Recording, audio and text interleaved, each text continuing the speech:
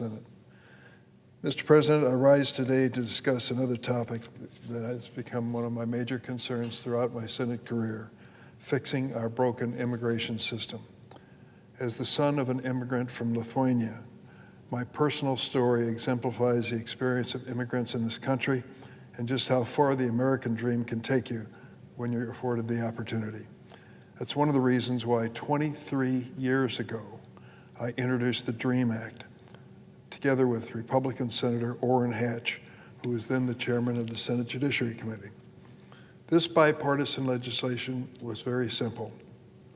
It provided a pathway to citizenship for young immigrants who were brought to the United States as infants, toddlers, and children, allowing them to remain legally in the country, the only home they ever knew, and to have a path to ultimate legality and citizenship. 11 years ago, I joined 7 of my colleagues to form the bipartisan Gang of 8, another effort toward immigration reform.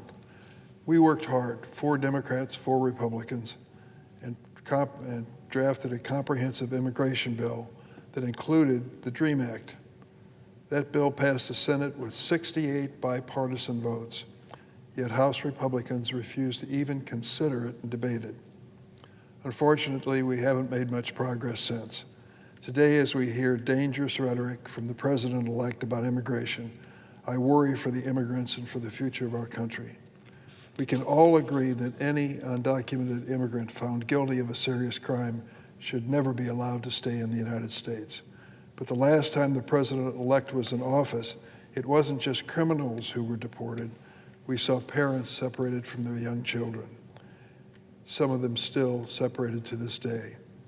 And we saw dreamers, veterans, and spouses of U.S. citizens deported. They weren't criminals. Many of them were pillars in their home communities. Next week, I'll hold a hearing in the Senate Judiciary Committee focused on the chaos and cruelty that President-elect Trump's promised mass deportations could bring to our communities and our country.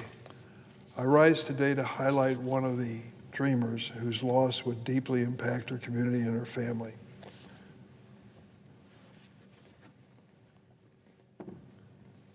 This talented dreamer has spent her career educating America's future leaders. This is the 147th story of a dreamer that I've told on the Senate floor.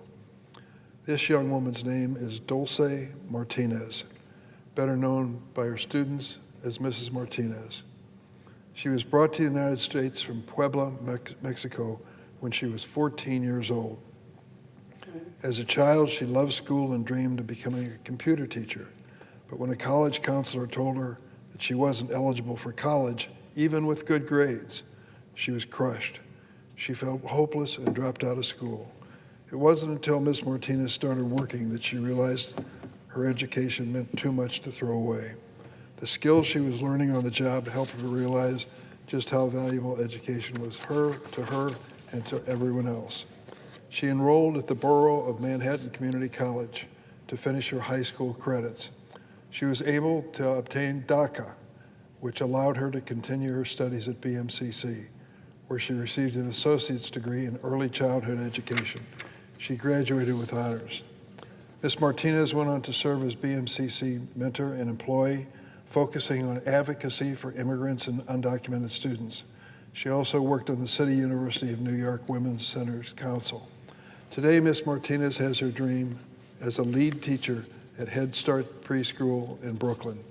She's pursuing a master's degree in early childhood education and conducted field work in early education. The proud mother of 4, Ms. Martinez uses her own life experience to educate and inspire young people. She is the embodiment of the American dream. Would America be better off if she is deported? No, of course not. She's teaching young children to have a future and to believe in themselves and the basic education that made her life so successful. DACA was a program put together by President Obama to pave the way for Ms. Martinez to pursue her dreams. But DACA was always intended to be a temporary stopgap until Congress did its job and fixed the broken immigration system by law. In Ms. Martinez's case, DACA was the opportunity she was looking for to go back to school and to kickstart her dreams. But since President Obama established the program, Republicans have waged a relentless campaign to overturn DACA and deport these dreamers back to countries they do not even remember. Now this program is hanging by a thread in the courts due to legal challenges from Republican state attorneys general, and DACA recipients are forced to live with uncertainty day to day. Last year, a federal judge in Texas declared the DACA program illegal, though the decision left in place protections for current DACA recipients while the case is on appeal. Dreamers live in constant fear that the next decision will spend their lives. You and I have heard over and over again when President-elect Donald Trump came before his rallies and described the immigrants he wants to deport: murderers, rapists, terrorists, people with mental problems and such. He goes on, time and again. But of course, Ms. Martinez does not belong to any one of those categories. She has made a life in America and made America better. The litigation that I'm concerned about prevented at least 500,000 additional dreamers from registering for the program.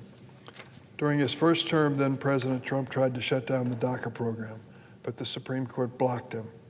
Now he's pledged to pursue a mass deportation campaign. I'm going to do everything in my power to defend dreamers from being deported from the only country they call home. And I'm willing to work with anyone, including President-elect Trump, to pass legislation to give dreamers like Ms. Martinez a chance. I urge my colleagues to meet with these dreamers, come to know them, and in their states they're going to find that they're making invaluable contributions. These young people are ready and willing to help make America better. Dreamers like Dulce Martinez have earned the right to put down roots, raise families, further their education, and continue contributing to our society without the threat of deportation hanging over their heads. It's time for Congress to get to work on a bipartisan basis, to defy the so-called experts, and to pass the DREAM Act and immigration reform. It's the right thing to do, and it's long overdue. Mr. President, I yield the floor.